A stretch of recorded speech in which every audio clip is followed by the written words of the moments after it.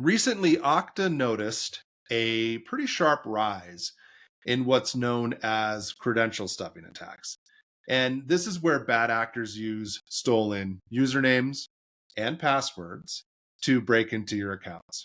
And I think by now you know how I feel about passwords. And guess what's making their job easier? It's called residential proxy services.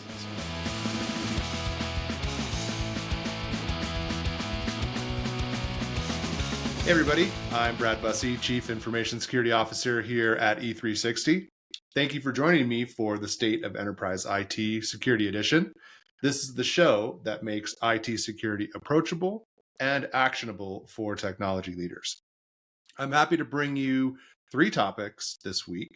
The first one, CISA rolls out new guidelines to mitigate AI risks to U.S. critical infrastructure. The second, 13.4 million Kaiser insurance members are affected by a data leak to online advertisers. And the third, Okta Credential Stuffing Attacks spike via proxy networks. And with that, let's get started. So the first one, CISA rolls out new guidelines to mitigate AI risks to something pretty important, which is U.S. critical infrastructure. Now, the team over at CISA, which, again, for those that may not know, it's the cybersecurity agency under the Department of Homeland Security, they've put out some new guidelines to beef up the safety and security of critical infrastructure against threats related to AI. So think of this as protecting power and water and communications, a lot of the things that we all rely on just for survival. And they're really diving into the nitty-gritty, and basically they've categorized the risks into 3 main types. And they're using AI to basically attack infrastructure, they meaning attackers. They're targeting AI systems themselves. And then there's some potential mishaps in AI design and implementation that really could mess with infrastructure and operations overall. So CISA is looking at all of this, and they're tackling it by pushing forward a 4-step plan. So first, they're all about fostering an organizational culture. And that culture is going to be laser focused on managing AI risks. I can definitely get behind that. They want everyone to be on the same page about the importance of safety and security, really to be super transparent about everything, and to make sure security is a top priority for business. They're also advocating for a deep dive into each organization's use of AI and understanding the unique context and risks involved so they can tailor their efforts effectively. Really, it's all about mapping out the territory. And I read an article where they were talking about how AI is going to help with the electric grid. Because what's AI particularly good at right now? Again, we're talking about augmented intelligence. It's looking for patterns, it's looking for behaviors. So we're trying to get in front of things so we don't have blackouts and we can be more efficient. So good use of AI? I think so. But again, the more we rely on it, the more we need to understand what is the context and what is the risk. So they're not stopping with just that aspect. They want to see systems in place to constantly assess, analyze, and monitor AI risk and the impact of that. They're really all about using methods that can be repeated and metrics that can be measured. You can't manage what you can't measure. And they're stressing the importance of management taking swift action on any identified AI risk. And they want to make sure that controls are in place to maximize the benefits of AI while minimizing any potential negative effects. Really, it's all about keeping things running smoothly and securely when it comes to critical infrastructure.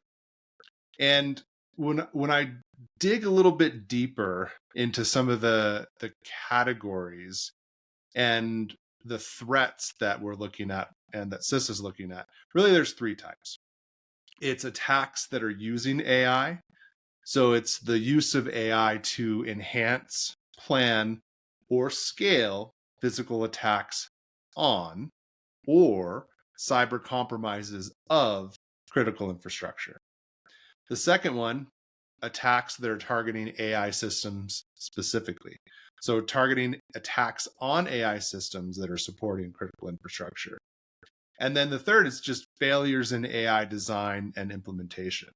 So these are like deficiencies or inadequacies in the planning, the structure, implementation, or execution of an AI tool or system, leading to malfunctions or other unintended consequences that affect critical infrastructure operations. Now, I would say if you are a listener or you're watching this and you are a critical infrastructure owner or operator, you should consider these as guidelines and look at it from your own real world circumstances and then make some decisions based on that. Second topic today, 13.4 million Kaiser insurance members are affected by a data leak, and that leak is to online advertisers. So this is interesting because it's right on the heels of the United Health breach. If you remember, they got hit with a pretty big data breach. Kaiser, obviously another giant in healthcare, came out with some news of their own. And they announced that around 13.4 million current and former insurance members were affected by a data breach. So we're going to unpack this a little bit, and there's different definitions of like how severe a data breach is. So at the end of this, I think you'll see this one is kind of medium. So what happened? Well, it turns out that Kaiser's systems accidentally spilled patient data to third-party advertisers.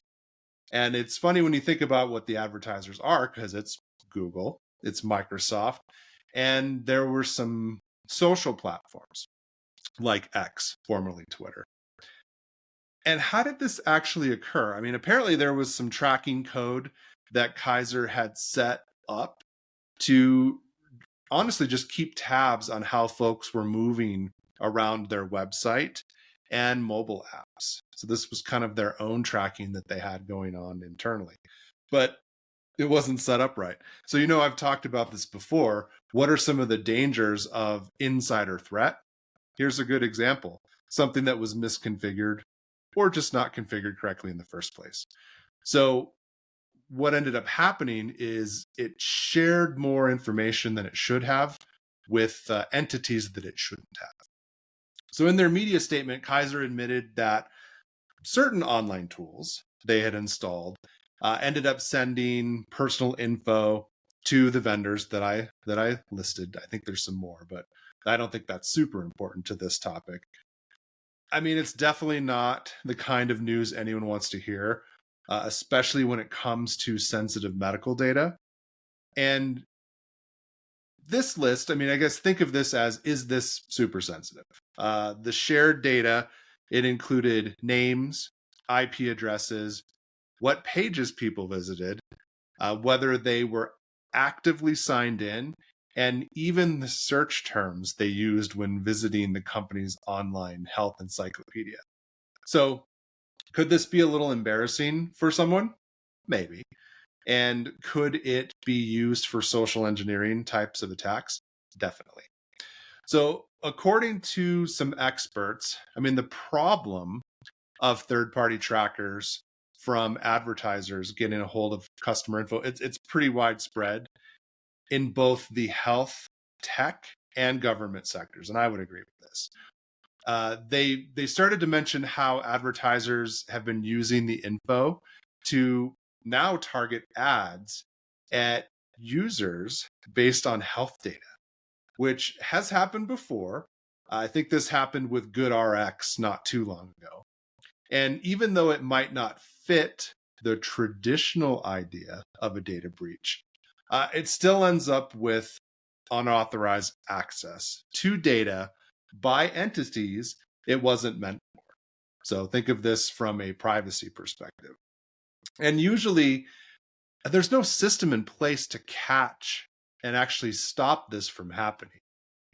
Now, Kaiser supportedly and supposedly got rid of the tracking code from its sites. But even though this wasn't a hack in the traditional sense, it's still a big deal from a security standpoint. And I think it shines a light on securing healthcare overall. Third topic for today, Okta Credential Stuffing Attacks spike via proxy networks.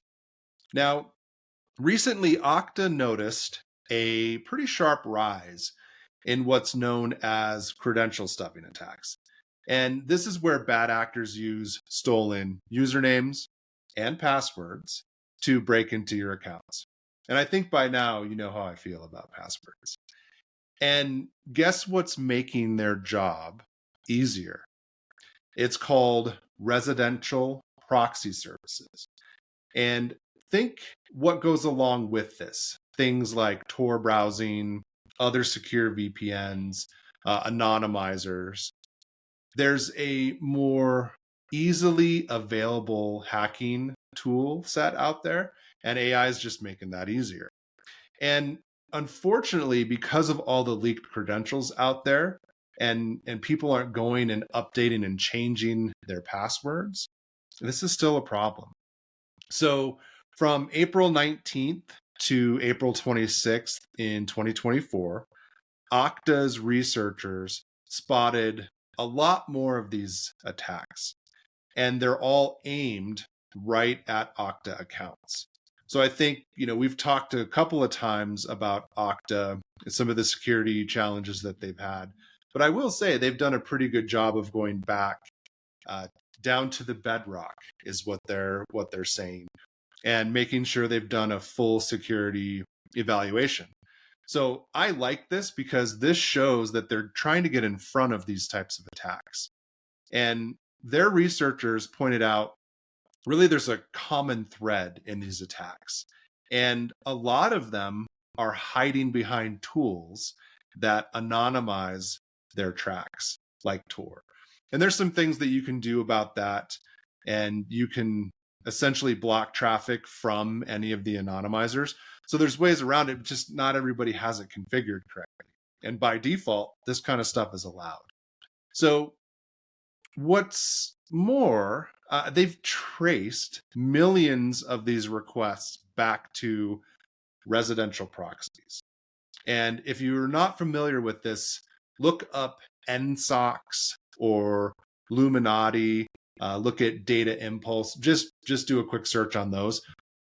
High level, they're basically networks made up of just regular people's devices out there, regular users, like what you have at home, like what I have at home. Hopefully I don't have this problem. That would be embarrassing. But they've been roped into routing traffic.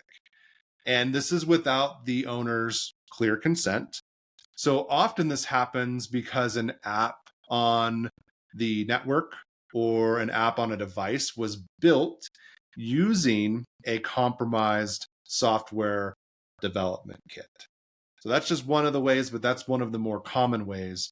And with apps being prolific and written by just kind of whoever, Apple does a pretty good job of making sure this stuff is validated.